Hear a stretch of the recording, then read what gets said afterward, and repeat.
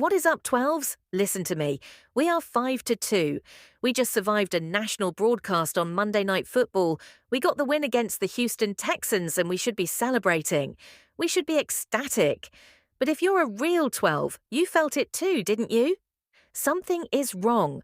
Something is deeply unsettling about this 5-2 chord. We are winning, but it feels like we are surviving on borrowed time, and the clock is about to strike midnight. We are watching an offense that is supposed to be explosive look completely stuck in the mud. We are watching our franchise quarterback, the man who earned the keys to the kingdom, look rattled. He looked suspect. He looked like a ghost of the signal callers we've seen fail in other cities. And let's be brutally honest with each other. If it wasn't for our defense, we would have been humiliated in our own house. We won 27-19, but it felt like a desperate escape, not a victory. We cannot keep playing like this. We cannot keep asking this incredible emerging defense. A defense built on new names, grit, and pure, unadulterated anger to bail out an offense that can't get out of its own way. The urgency is palpable. The fear is creeping in. We know what happens when a quarterback starts hearing footsteps, when he stops trusting his protection. We saw it in New York. We saw it in Carolina. We thought that magic we saw last year in Minnesota was real. But was it just a mirage? Is that old ghost returning? Because the protection is collapsing. The man is running for his life on every single drop back. The front office knows it. They see the turnstile at right guard. They know the starter is getting abused, humiliated, and tossed aside play after play, putting our entire season at risk. And now the whispers have turned into screams. The NFL trade deadline is hours away. The phones are ringing. We are hearing rumors of a massive move, a desperate move, a brilliant move. We're hearing chatter about stealing a multi-time Pro Bowler, a legitimate legend, an opposing team's fan favorite just to give our struggling offense one last weapon. Is this the final piece of the puzzle, 12s, or is this the panic button that signals the beginning of the end? We are sitting at 5-2, and it feels like the entire season is balancing on the edge of a knife. This is absolute chaos, and I am here for all of it. If you bleed blue and green, if you are one of the 12s who makes Lumen Field the loudest stadium on earth, you need to be here. Smash that like button if you are terrified and excited at the same time. And comment below right now with your panic level on a scale of 1 to 10. We have to start with the man at the center of this storm, the man who was supposed to be the comeback story of the year, but who suddenly looked like he'd seen a ghost on Monday night. The man we were all afraid to name. The man whose shaky performance was covered up by a heroic defense was Sam Darnold. Yes, our Sam Darnold, the quarterback who looked like a revelation, the leader we handed the franchise to, the man who wasn't supposed to have these games anymore against the Texans. He was for the first time this season truly suspect. And every single one of the 12s felt that cold chill run down our spine. That old ghost, the New York Jets, the Carolina Panther, that part of him we thought was dead and buried, it was peeking out. He was rattled. The offense was stagnant. But while Darnold was struggling to breathe, they showed up. The defense, the new look, chip on their shoulder. We dashed on single quotes -- who -you, - our Seattle Seahawks defense.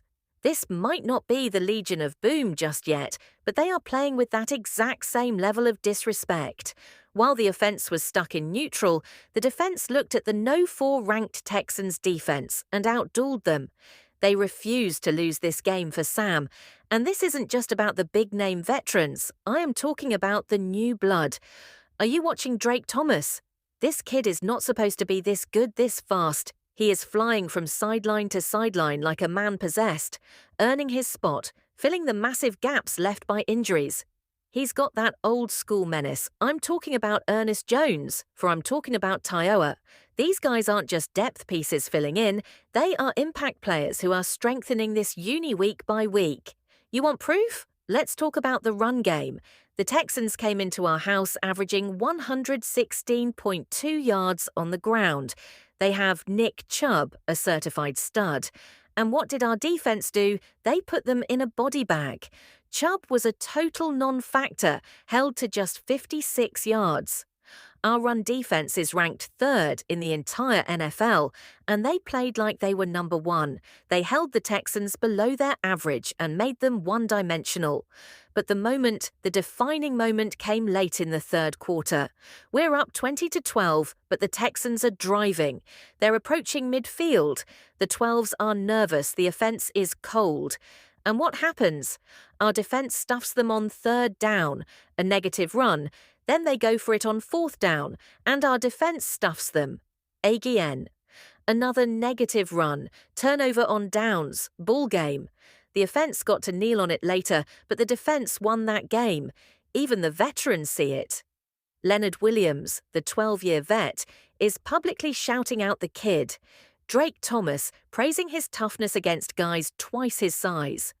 This is the good news, 12s. Our defense is legitimately elite. Here's the bad news. The defense proved they can win even when Darnold is shaky. That is a massive sigh of relief, but it is also a terrifying problem. We cannot ask them to do this every single week. The offense must be fixed. The defense just bought the offense time, but time is running out, and the front office knows exactly where the bleeding is coming from. And the only solution might already be in the building waiting for his name to be called.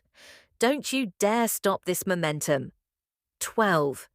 Because this is the root of the problem. This is the why. Why was Sam Darnold so shaky?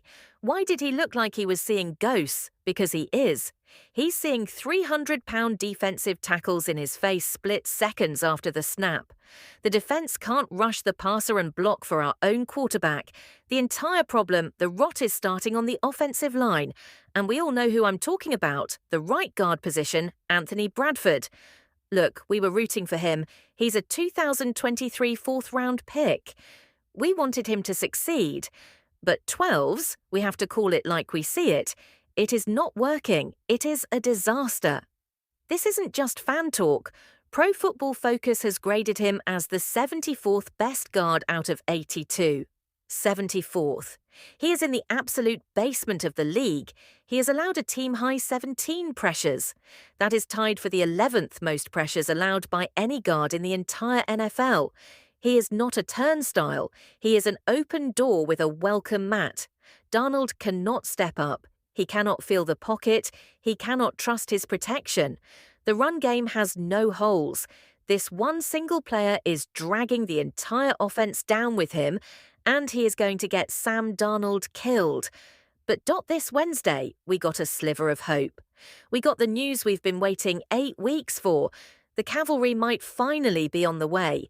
The Seahawks have officially designated him to return to practice. The rookie, the man we drafted in the third round of 2024 to win this very job. Christian Haynes, remember training camp? This was supposed to be the battle. Haynes defied Bradford, but Haynes went down with that devastating pectoral injury. He missed the preseason finale. He landed on IR. We never even got to see him. Bradford won the job by default, and we have been paying the horrific price ever since. Well, the 21-day window is now open. The clock is ticking. The Seahawks have 3 weeks to either activate him to the 53-man roster or shut him down for the year.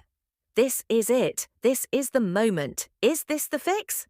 Is this rookie the man who can finally solidify the right side of the line? Is he the one who can give Darnold the 2.5 seconds he needs to find Jackson Smith, Jig Bahoo? By the way, lit up the Texans for 123 yards in ATD. The team is already shuffling the deck. They just signed running back and kick returner Velus Jones to the practice squad and released Myles Gaskin. They are desperately tinkering, trying to find a spark. Haynes has to be the answer. He has to be, because if he isn't, if the front office looks at him in practice this week and doesn't believe he can fix the catastrophic mess that Bradford started, then they are going to be forced to do something drastic. The trade deadline is looming, and the rumor I'm hearing isn't just a rumor, it's an absolute bomb. Are we about to go steal another team's legend? This is the 112. This is the climax. This is the rumor that is shaking the foundation of the league as the deadline approaches. The Seahawks are 5-2, but we are vulnerable. The NFC West is a total bloodbath with 3 teams at 5 wins. We need an edge. We need something to fix this offense. And Bleacher Report has floated the trade idea that has the whole city buzzing. The Seahawks are reportedly listening. The target, Mark Andrews. Yes, that Mark Andrews, the ALLP pro tight end, the heart and soul of the Baltimore Ravens, the ultimate safety blanket, the proposed deal. The Seahawks get Andrews, the Ravens get a 2026 fifth-round pick. My heart is pounding just thinking about it. This is the most polarizing move we could possibly make. On one hand, Andrews is aging. He's shown signs of slowing down. But then just when you count him out, he looks like the same old stud who dominates the middle of the field. He would immediately be the clear T1 in our room. This is the move you make if you are in win now mode. This is the move you make if you know your offensive line is broken.